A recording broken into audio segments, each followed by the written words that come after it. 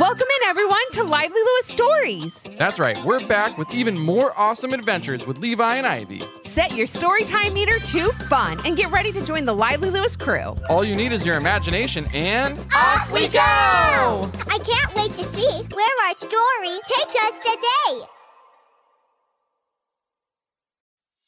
Have you ever wanted to get more Lively Lewis in your life? Well, we've got you covered. Grab an adult and zoom over to livelylewisshop.com. Or just click on the link in our show notes. Enough about that. Let's get to today's super Lively Lewis story. Welcome back, friends, to part 2 of the Junior Olympics. If you haven't listened to part 1, head on over to the story before this one so that you can hear the first part. All right, we're jumping in. Basketball and gymnastics practices started shortly after tryouts ended. After all, they had the Junior Olympics games to prepare for. And if Levi and Ivy thought that they were practicing hard before, they hadn't seen anything yet. That on top of schoolwork, helping at home, and still trying to find time for friends and family was proving to be a lot on both of them. That's why it was important for them to have each other's backs as they went on this Olympic journey together. Levi would always try his best to make Ivy laugh if he saw her getting frustrated with a particular skill. And Ivy always knew what kind of sweet treat would bring Levi out of a bad mood if he wasn't doing well at practice as he would like. "I just want to say thank you," said Levi to Ivy as he gobbled up the chocolate candies she gave him one afternoon. "I just can't hit my threes today, but this little candy pick-me-up really helped." "No need to thank me, Levi. You're always turning my bad moods around too. Like the other day when I just couldn't land the dismount from the rings," started Ivy. "Just when I wanted to give up, I looked over and I saw you making funny faces at me from the other end of the gym." "I'm glad I could help you as much as you helped me," said Levi. "I couldn't imagine doing this without you here." "Me either," said Ivy, giving her brother a high five before heading back to practice. And it was an important practice because it would be their last one before the Junior Olympics started in just 3 short days. At that time, they would be jumping on a plane with their parents and flying off to the biggest sports event of their lives. The games would be held in a bustling city, which was happy to call itself the home to the first ever Junior Olympics. It was history in the making, but Levi and Ivy just couldn't believe they were a part of that history. The next day, as Levi and Ivy walked through the airport, their whole town was right along with them, cheering and showing their support through homemade banners and posters. They called out their names and wished them well as they boarded the plane. They said they would be watching from home and they couldn't wait to see the great things they would do. I suppose it would have been easy for Levi and Ivy to be nervous, but they didn't feel that way at all. They had worked so hard to get to where they were, and whatever happened would be all right with them. Of course, they each wanted to win, but the experience of being at the Junior Olympics with so many other athletes was a little bit bigger than wins and losses. Once in the city, Levi and Ivy went to their hotel with their parents and settled in. They met up with their friends who were the alternates on the practice team for each of their sports. They were thrilled to be there as well, and they knew they played an important role in the whole Junior Olympics experience. Ivy's friend Jenny was particularly excited to be there. She had never been to a big city before, never flown in an airplane before, and never stayed in such a huge hotel before. "My family mostly goes camping," said Jenny. "This hotel is bigger than most of the campsites we go to." Jenny loved gymnastics and had been doing it since she was a toddler. She was so happy for her friend Ivy for making the team, but she really would have loved to have been right there with her. However, she was always supportive and had the best team attitude. She was Ivy's alternate and would step in if Ivy were to ever get hurt. Jenny practiced extra hard to make sure she was ready if needed. Since Ivy was so good, Jenny wanted to make sure she was able to keep up if she ever had to take her place and compete. However, there was one thing that Jenny was better at than Ivy, and that was the rings. It was like she was made for them, and everything she did while on them looked so effortless. After looking around the hotel, having dinner with some of the other athletes, and going to a meet and greet, everyone was ready for bed. The next day, they would see the Junior Olympics facilities where they would be competing. They would also get an opportunity to practice a bit more before opening day. The next day was long and tiring, but so much fun. Levi and Ivy tried to enjoy every minute, knowing the games and the wonderful experience would be over before they knew it. As they walked around the facilities, they both had huge smiles on their faces, as if the magnitude of the whole experience had still not fully sunk in yet. Each Olympic team focused on their sport and worked hard to make sure they were ready for opening day, which at this point was only about 12 hours away.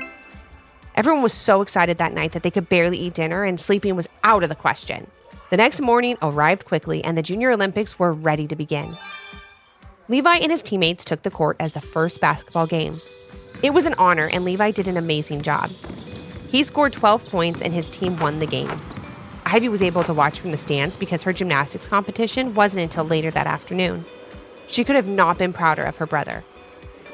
But she had to get going shortly after the game and to practice a bit more on the rings. She thought maybe Jenny could help her. Ivy was still having trouble sticking the landing at the end of her routine, but she knew she needed to keep trying. Jenny helped all she could before Ivy was up. Ivy's floor routine, followed by her balance beam routine, were up next. She felt nervous until she looked into the crowd and saw Levi and her parents all cheering her on. "Just have fun," she whispered to herself as she took her mark. "Just pretend you're doing cartwheels in the front yard." And thankfully, that little pep talk worked wonders because Ivy posted top scores in both her routines, putting her team in third place. The rings were next, and Ivy knew a perfect score from her would bring her team into second place. She was excited, and because of that, she was not paying attention to her surroundings. As Ivy was walking to her coach, she didn't see her gym bag sitting out in front of her. As she called Coach Miller, she got her foot caught in the strap of her bag and fell over, twisting her ankle in the process. "Oh no, Ivy! Are you okay?" called out Coach Miller when she saw the pained look on Ivy's face. "It's my ankle," said Ivy, holding her ankle and starting to cry.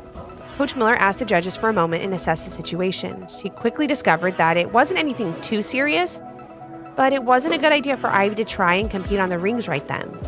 "You need to ice your ankle and stay off of it. If you do that, there's a chance you could participate tomorrow if you wrap it," said Coach Miller.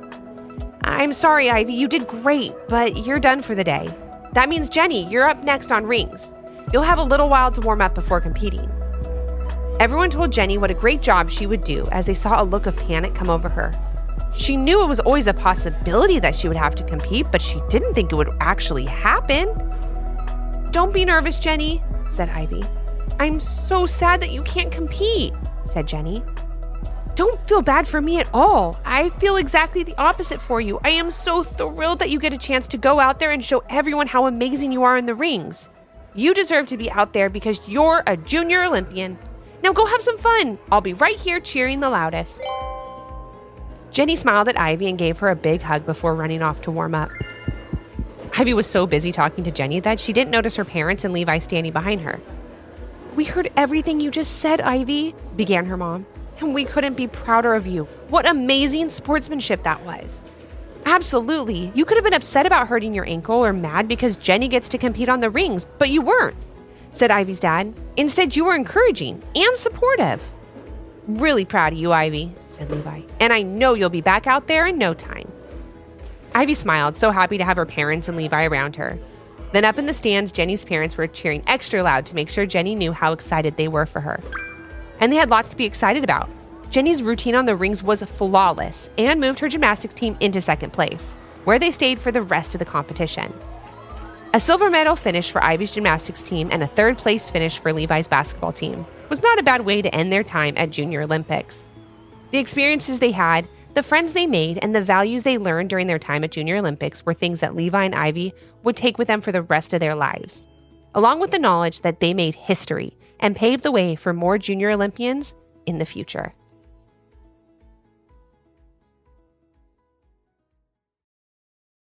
Want to start a podcast? Spotify has an easy free platform called Spotify for Podcasters. Here's how it works. Record and edit your podcast on your phone or computer with ease. Share your podcast on Spotify and all other major platforms. You can even make video podcasts on Spotify. If you want to engage with your audience more, use Q&A and polls. You can earn money through ads and podcast subscriptions. It's completely free, no hidden cost. Give it a try. Visit www.spotify.com/podcasters to get started. We love making our podcast, and working with Spotify has been amazing. Thanks for joining us today. We hope you enjoyed the story and learned a little something too. And since we know everyone has their own story, we'd love to hear yours. If you have an idea for a Lively Lewis story, leave a comment on our Apple Podcast review page with 5 stars, your idea, and your little one's name. Then maybe our next adventure will be with you. Until our next Storytime Hangout. Thanks for listening. We can't wait to share another fun, lively Lewis story with you.